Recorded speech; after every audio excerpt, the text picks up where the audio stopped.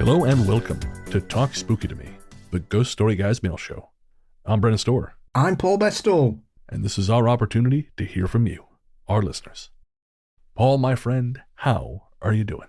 I'm doing very well, thank you. I've been catching up with my favourite nefarious criminal and his ongoing trial, as we see in the Jinx, which was a TV show I adored when it first rolled around back in 2015. It seems like yesterday, and yet it's nearly a decade ago.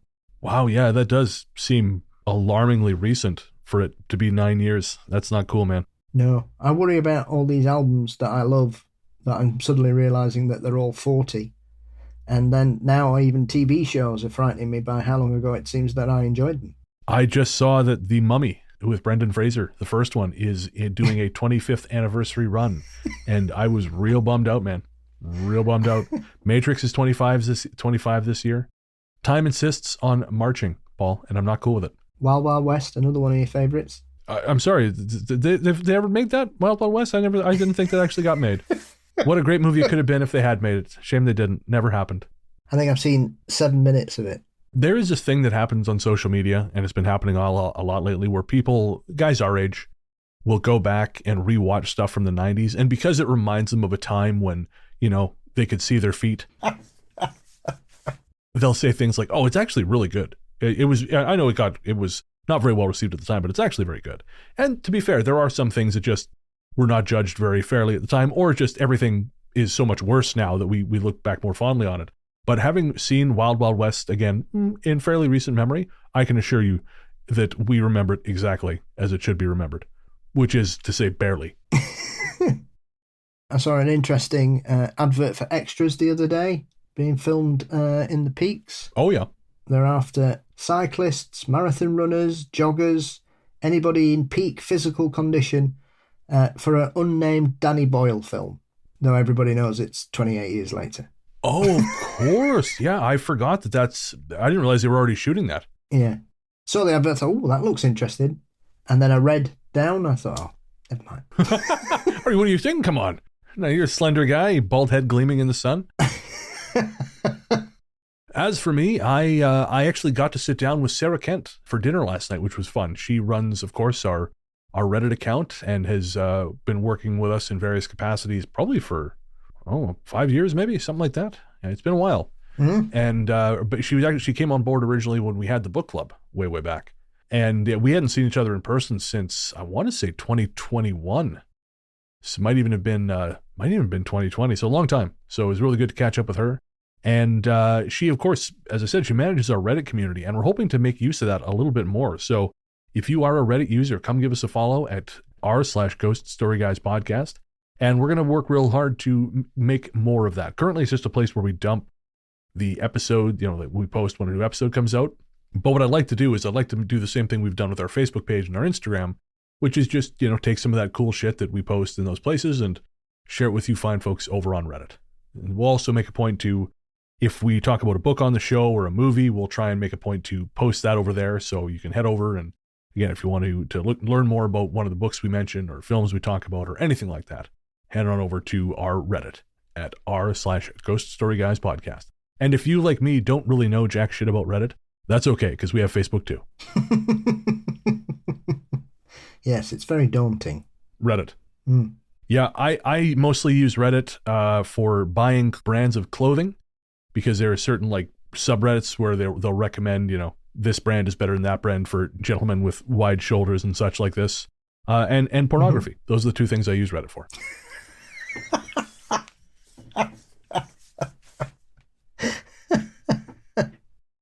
All right. Well, we are not here to talk about my questionable browsing habits. Again. Yeah. Again, still, it's, It's a work in progress. Ever in progress. It is always thus. We are instead here to check the mail. Our courteous and efficient staff is on call 24 hours a day to serve all your supernatural elimination needs. We're ready to believe you. All right. So, our first message comes from Michael. Michael says, "My name is Michael, originally from the northwest side of Chicago. We moved to Elk Grove Village, a suburb of Chicago. This story is from when I was about 10 or 11 years old. I'm now 42. My dad was a contractor working in his bedroom office, and I was in bed. I don't remember what time or day it was. I know it was late. Laying in bed, there came a loud bang, clang, crash of pots, pans, dishes, and silverware hitting the floor in the kitchen. The apartment was smaller in 2 bedrooms. I met my dad in the hallway that connected the apartment. He asked if I was okay and if I heard it. Clearly shaken, I said yes.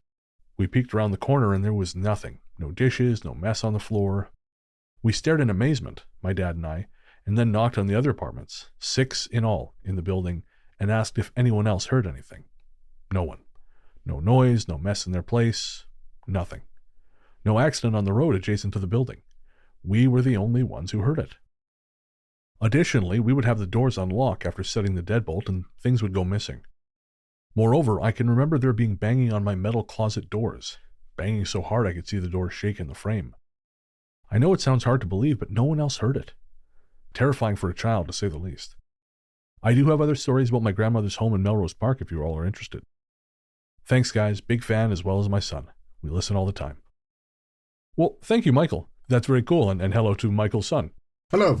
I remember that happening here once in the apartment in Victoria. You know, we heard this crashing sound from the kitchen and we ran in there and nothing. Never did figure out what it was. If it was upstairs, no idea. Classic poltergeist phenomena, especially if it perhaps may have even started rearranging the cutlery. You know, it says here it was some of the things would go missing, but it sounded like cutlery, but the cutlery didn't actually go missing.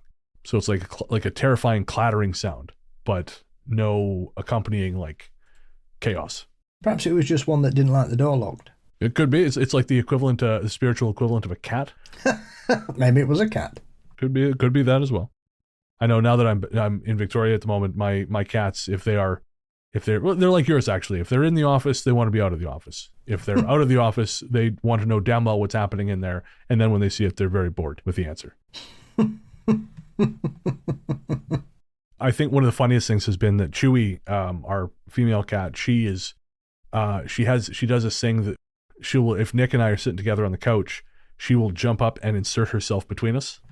And if I put a pillow down to like lay next to Nick, she is straight in there laying on that pillow. This is not happening. And then if I pet her when she's doing that, she'll look at Nick like, see, I win. Don't do that, cat. Be cool, man. Be cool. Theo doesn't like it. If we're having a hug, he wants to get involved. He like jumps up and stands up on his back legs and wants us to hug him as well. Oh, that's amazing. Silly sod. Our next message is from Penny, who says, "Hi, Brennan and Paul. I just listened to episode 187, This Haunted Life. I live very close to Lewes, just like the town in England. The pronunciation is a source of confusion for newcomers who don't understand it's the UK English pronunciation. The ghost stories Megan told about her grandfather's home in Lewes made me curious about which house it was in downtown. I've had people tell me I must be mistaken on how Lewes is pronounced, and I always respond, well, if you want to get laughed at, keep pronouncing it your way. Paul was correct, of course, about the English taking the town away from the Dutch, who had named the area Zwanendale, which means Swan Valley, although I'm not sure why. There may have been swans here, but there's certainly no valley. I'm sure there are locals who remember Megan's grandfather's B&B, and I'll have to ask some of my friends who are locals from way back if they know which house it is. President Biden, who is from Delaware, has a second home in nearby Rehoboth Beach. Lastly, it's interesting that Paul would move to Portugal if he ever won the lottery. Americans who are considering retiring outside of the US frequently consider Portugal, calling it the Delaware of Europe because the cost of living is so low. Delaware has a large retiree population because it's cheaper to live here than the surrounding mid-Atlantic states. If either of you make it to this area, please reach out. Our home is large enough to accommodate guests. Thanks, guys. I enjoy the show, especially the banter. P.S.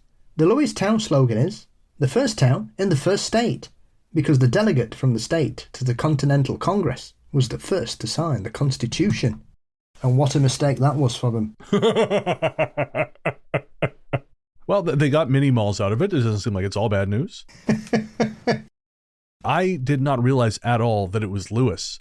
I heard you pronounce it like that, and I thought, oh, maybe he's talking about somewhere else, or he's talking about like the place in England.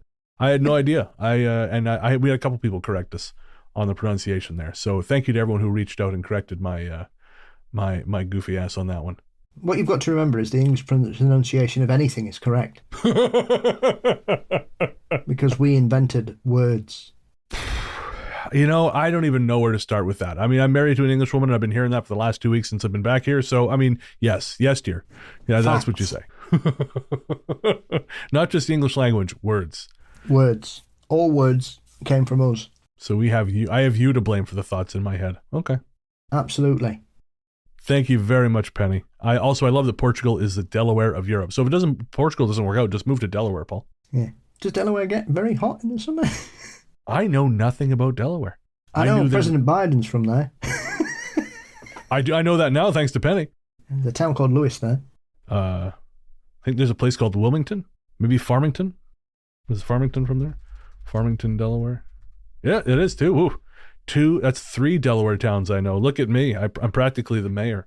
There's probably a Springfield there. Let's find out. Springfield. This is a kind of high octane content you come to us for. Springfield. No Springfield, Delaware. You blew it. That's disappointing. There's 19 and one of them doesn't happen to be in Delaware. It's not good enough. There's a township in Delaware County in Pennsylvania called Springfield. Good. We'll say you got there on points. And that's what I must have been thinking of, yes. Yes, there we go. Yeah. Paul, technical knockout Bestel. All right, next up is from Brooks. Brooks says, "Hey, Bran, I was listening to the Mysteries in the Mist episode, and you made a comment about how this one person could sleep at all with the lights and TV on. The only way I can sleep is with a lamp and TV running. Last time I slept in complete darkness and silence was when I was visiting my girlfriend, and that night was the worst sleep I ever had, with night terrors nonstop. The same dream of people breaking in. When I was awake, I could still hear them walking around and whispering in the apartment. It was all night long. I got like 2 hours of sleep at the most." That's rough, Brooks. Goddamn. Clearly somebody who didn't watch Poltergeists as a child then. Well, I don't think they leave it on the white noise. I got to say, Brooks, if you leave your TV on white noise, don't worry about being haunted because they will be scared of you. I cannot imagine sleeping with white noise. Like I sometimes sleep with like a fan on or the TV going, but the notion of leaving with just like the white noise on the TV, no, I could not do that. I like my sleeping area to be as dark as possible. Yeah, I have to do the dark. I can't, I guess I can fall asleep with the light on, but it just feels like it's like you're always fighting back against it. Yeah. I like to be as dark as I would be if I was asleep in a coffin. It's very specific, but I understand. Listening to weird podcasts. For me, it's horror movies. I've been finally watching the Fall of the House of Usher on Netflix. Mm. And I'm just about finished, but I always start it late at night. And so I'll fall asleep and then I wake up to a jump scare, someone screaming, some kind of terrible rotted corpse stalking the living. It's not exactly restful, but it works. How have you found it? Oh, I think it's great. Yeah, I really think it's great. I'm on the last episode now. I think the standout for me has been Carla Gugino. Yeah, she's brilliant in it. Oh, she's so good. I'm just at the part now in the last episode where she's kind of doing her monologue to Mark Hamill's character. Yeah. And just great. Actually, no, sorry. I passed that point. I'm at the point where she just finished speaking to Usher's granddaughter. Mm.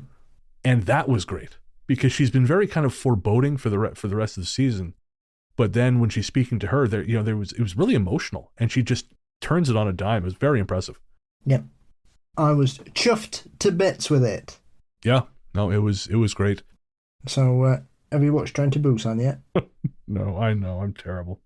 I got to do that. I keep thinking, I'm going to do that. And then time just keeps passing. Don't let this become another Lost Boys. Oh, yeah. Is that a movie? What is that? Is that... I got to watch that. I know I joked about spite not watching that one, but I'm kind of spite not watching that one. I don't know why. I'm only hurting myself, but this is the kind of petty moron I am. It's streaming for free here on Stars. I can get a free trial. Anyways, no one cares about this, but I will watch. But tell you what, by the next time we talk, I will probably have watched one of the two. I will commit to probably end one of the two. Okay. When you finish watching Busan, you just need to take a bit of time afterwards. That again, I think that is the thing that keeps delaying me. I have to feel feelings, Paul. I have enough of those anyways. Boo. Moving on. From Logan. Hey, Brennan and Paul. Just dropping in mid-listening to the Haunted Life episode part 1 to give you a take that would give you a chuckle. I own an acre of property, and apparently I wasn't keeping up the lawn nearest the road well enough for my neighbour's standard. I live at the end of a dead-end road in rural Pennsylvania. I came home one day to about 10 feet of my property scalped down to dirt. It upset me because I was trying to grow moss beneath the trees as grass wasn't taking and it was pretty bare. Needless to say, it's been about 2.5 years since I've even touched my property up that way. I keep the rest around the house mowed and the garden and tidy up everything else. But my property nearest the road, that the neighbours see every day, will remain uncut and wild. Spite is delicious. It truly is, Logan. I admire the shit out of that. Yes. Sometimes it's the little wins. That's it. When I was a kid, I had this neighbor across the street. Her name was Amelia. She was elderly. And she was the original narc. Like, if you told me she was reporting to Daryl Gates, I would believe you. She would watch everything we did like a hawk. And if we did anything she thought was even slightly dodgy, and I cannot overemphasize how lame I was as a child. You know, I was the most harmless kid out there. I was the baby Tylenol of human beings. And if I farted too loudly, she would call my grandmother and tell her, and then I would hear about it. And so I grew up with this very intense sort of desire to stay the hell away from my neighbors. Yeah, we had a family of idiots that I grew up next to. They were the kind of family that seemed to just beat the shit out of each other 7 days a week. Oh. And you would always hear people falling down the stairs and shouting. And it was hilarious because they were just like obnoxiously noisy all the time, right? And then as soon as I became a teenager and didn't give a shit and would have friends around and play music and say, oh, they were banging on the door. Oh, it's ridiculous, this noise. Ah. Oh, yeah, of course. Yep. Yeah. This next one is from Anonymous. And this is the same anonymous contributor who sent us the story for our Haunting in the Military Part 2 episode, the story entitled The Man in the Chair. Anonymous says, Hi, I'm the author-experiencer of The Man in the Chair story, the foot in Afghanistan that wouldn't burn. I'm just writing to let you, Brennan, and Paul know that I heard the latest episode where Liam wrote in with a response, and it makes perfect sense. I appreciate them not saving it for a Patreon episode. I am too poor. That's fair. We wouldn't do that to you. I've done a lot of research about Djinn since I had the experience, and the Bedouin people of North Africa wear iron and put iron pins and jewelry on their children to protect from Djinn. So what Liam said was proper, spot on, and definitely made me slap my head and say, of course. Thanks to Liam, Bren, Paul, and you. Also, it was especially cool coming from a fellow U.S. service person, USMC, who likely knows what I went through, especially an EOD guy, in context with the story as a whole. Meant a lot in a weird way. And sharing the story on the show actually helped me reflect on a lot of shit I went through. Hearing my experience told out loud by Brennan Paul. Appreciate you all. We appreciate you, Anonymous. That story really, I feel like that story was a sort of a turning point for the show in a lot of ways. That's felt like a really important story to tell. What do you think? Yeah, I think so. And I'm intrigued by that. If I'd been able to get to speak to the Bedouin people when I was in North Africa, I would have appreciated it, but they seem to have the world's most ferocious dogs with them. Really? Yes, well, we were driving past at 70 miles an hour in a four-wheel drive on our way to the Star Wars set that's still in the Tunisian desert. Right. And as we were riding through the desert, we saw a Bedouin camp. And we were probably, I don't know, about 300 yards going around it, out, obviously not causing too much kerfuffle. And these two dogs saw us and just went mental and chased after us. Fangs bared, snarling, snapping. Proper like running full pelt afterwards. Holy Christ. But yeah, if you've never gone flying through the air off a sand dune in the Tunisian desert, fearing for your very life and soul, have you ever lived? Apparently not. No. I'm missing out from the sound of it. Yeah, it's one of those experiences I wasn't expecting, but it happened and we move on.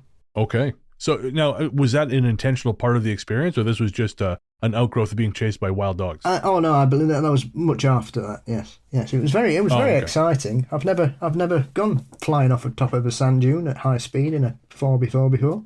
Interesting. So that's just a part of the thing they do.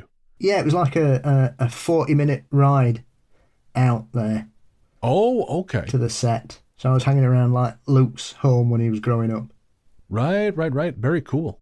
when Star Wars films were good, We promise, kids, there was a time. in a galaxy far, far away.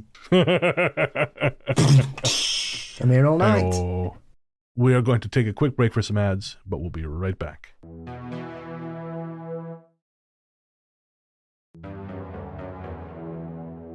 Welcome back.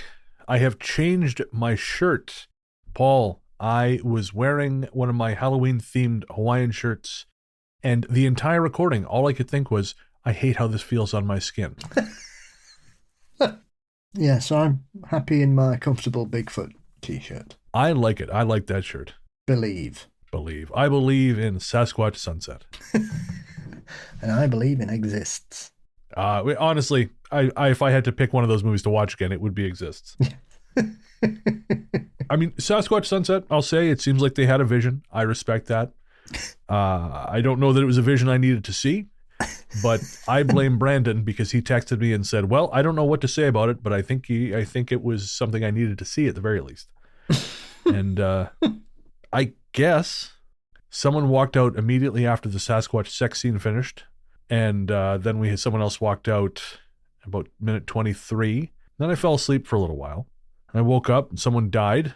I kind of felt a certain way about that. That was kind of a bummer. Then I fell asleep again, and the movie was over. So I guess I should be, in fairness, I didn't even really see all of Sasquatch Sunset.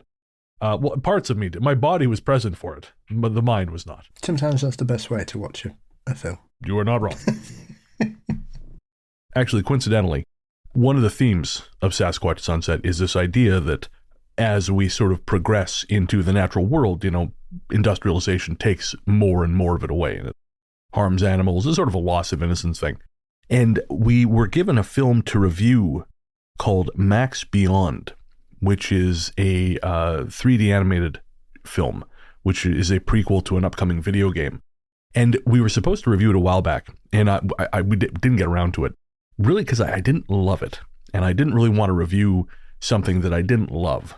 But since we're talking about Sasquatch Sunset, I will mention Max Beyond because it is a science fiction film about a little boy, Max, who's subject to human experimentation, and he is saved by his adoptive brother, Leon. And the film kind of follows in that trend that's happening right now where it's got a lot of multiverse stuff going on. And it's not terrible. It's a little slow.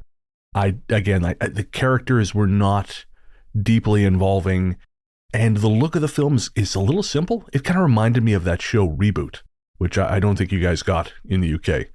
But anyways, yeah, it's not terrible. If you're looking for a sci-fi for younger people, I would say people in their early teens, you could do worse than Max Beyond. But it doesn't really stand up there with some of the other stuff we've talked about in the show, like Restore Point or Late Night with the Devil. But again, that's Max Beyond, and that should be available in the UK now. April writes, I recently found a YouTube channel called Wartime Stories with some interesting paranormal tales. Some familiar, but some I'd never heard of, like the giants on the Solomon Islands that attacked Japanese soldiers during World War II. Interesting. Now, had you heard these stories, Paul? The Battle of Guadalcanal. And that's where the giants were said to have been? Yes, there was apparently... it's one of those stories that's a bit misty to trace, shall we say. But apparently, in this particular area, as most of the Pacific was a tapestry for the Second World War between the Americans and the Japanese as they fought their way across the Pacific as they chased them back to Japan. Obviously, most parts of the Pacific were sadly touched by the conflict, and the beautiful and unique Solomon Islands were unfortunately part of that as well. So this story is essentially, there was an extremely bloody battle on the Solomon Islands. Most battles in the Pacific were extremely bloody. And so the Solomon Islands is no different to most islands that were bloodstained throughout that period. And apparently, during this particular conflict, the giants seemed to take a deep dislike to the Japanese over the Americans and ripped them to pieces and ate them. But it is questionable as to where the story originates? Yeah, it's one of them. It's kind of appeared over the last 10 or 15 years online. is it one of those stories that's basically, I mean, there are stories of giants on the Solomon Islands. I think they're called the Mau or something. I'm not overly familiar with a lot of Pacific cryptids, sadly, because we don't seem to hear a lot about them.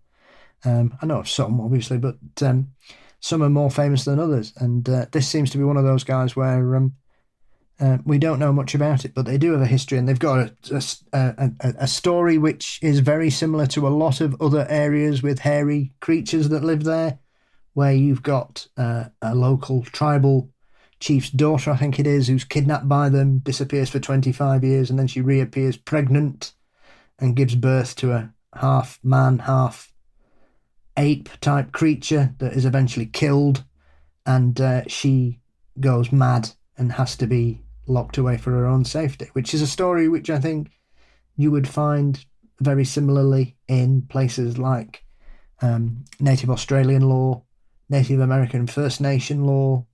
There's certainly stories of that in China, and certainly with the Almasti in Russia as well. I'm not too sure about anything like that with Yetis, but yeah, so it's got a lot of traditions that seem to mirror other places with a history of this. But as to the origin story of this particular legend, I'm not sure where it came from. And of course, the Solomon Islands are also famous because they've got a very strange genetic disorder there. Oh, really? Yeah, a lot of the locals have blonde hair, like bright blonde hair. Okay, and so this is not a hereditary thing. This is a condition. It's a chromosome gene thing, apparently. So they're all very dark-skinned, as you would imagine, for living on a Pacific tropical paradise, as the Solomon Islands is. But quite a number of the population have these beautiful white hairs. Interesting. They are quite stunning. They look as though they must have been dyed. They're that brightly white. Huh. And this isn't like, there's no sort of common ancestor, you know? I'm not sure. As far as, when I saw something about it a few years ago, the general thing was it was just it was a wandering chromosome. I'll be damned. That had just changed. But if you see the images, they are very striking. They look amazing. They look phenomenal. But it's just one of those weird genetic kinks that pops up in some places of the globe. That is fascinating. I had a quick look while we were chatting, and it was the orang mawas of Malaysia and the orang gadang of Indonesia. Yeah, the orang gadang is very similar to the orang pendek.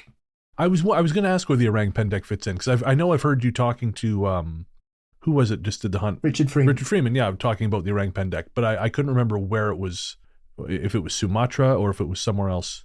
Yeah. Orang pendek is Sumatra. It's a similar but different creature. Oh, okay. So what differentiates? Or I guess could you explain to the audience a little bit about what we're talking about? Well, the orang pendek is a hairy creature that is supposed to live in the forests of Sumatra, and there have been fleeting glimpses, numerous witness sightings. A world-renowned biologist saw one stood in the middle of a track and said that it completely changed my life. Oh. I know they exist. I know they're real. It's blown my mind. I just thought it was fantasy and folklore, but they're not. They're real.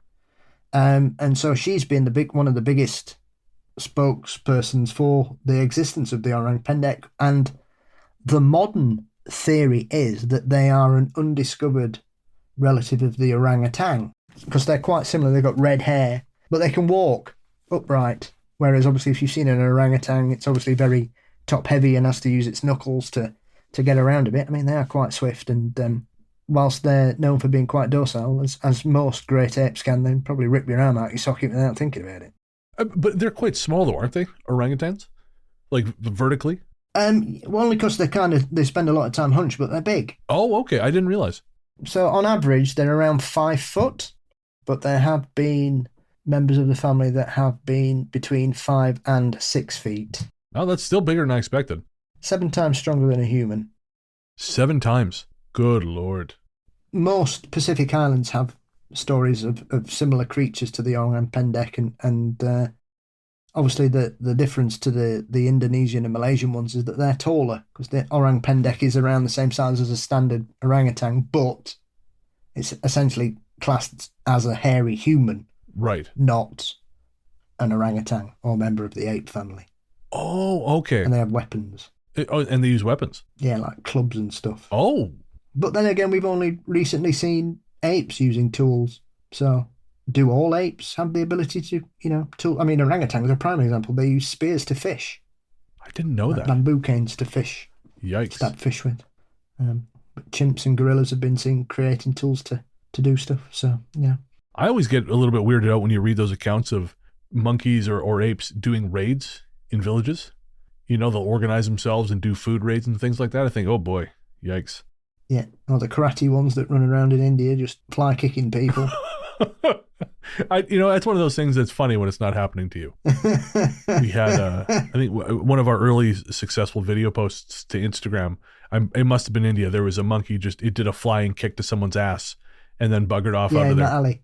Yeah, it's a classic monkey kung fu kick clip. Well, if nothing else, Paul, I'm happy we live in a world where there's such a thing as a classic monkey kung fu kick.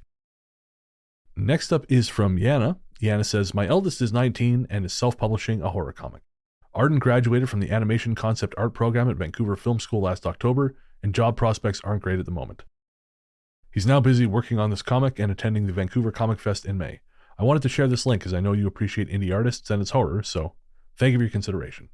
Yana includes a link which we will post in the Reddit, since we are talking about Reddit things on this episode. And yeah, check it out. The comic is called Cold Hard Teeth by Arden Wachowski, and we'll put a link in Reddit. I haven't had a chance to read it yet, but based on the art I'm seeing on the splash page, it looks great. So Arden, keep going. Making a living as an artist is a hard row to hoe, but it is absolutely possible. Everyone will tell you can't make a living from the arts, and it's difficult, but it's not impossible. But just keep going. And don't be ashamed of taking on side work if you need to pay your bills. Don't think, if I don't work 100% as an artist, I failed as an artist. That's not true. You can absolutely keep doing other things, and as long as you're making your art, you're still an artist, and you're always, keep that goal in mind. But sometimes you got to do other shit to pay the bills. You would actually be shocked by the number of artists and filmmakers who you probably have heard of who had to keep making or doing side work for a lot longer than you would expect in order to pay their bills. Absolutely. Keep at it, because you never know when that lucky break may come. That's it. Just keep creating. Keep creating for the love of it, and everything else will come. Like lightning in a bottle. Exactly.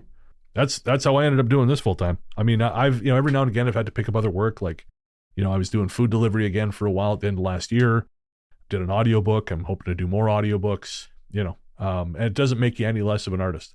Like I said, it's a hard way to make a living, but it's a gratifying way. And I'll tell you what, man, if you're an artist, it's a hard thing to be anything but. You can deny it as long as you want. I did for a long time. Thought, no, that's not me. It's not who I am. I'm going to get a job. I'm going to be an office manager. I'm going to be a this, be a that.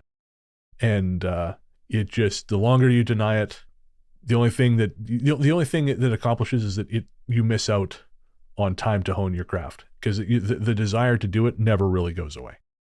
I mean, our own young Paul Bestel here is a further great example of this. He's exactly the same. It's his art is, well, I mean, you've heard Mysteries and Monsters, I assume, and that he raises paranormal knowledge to an art form.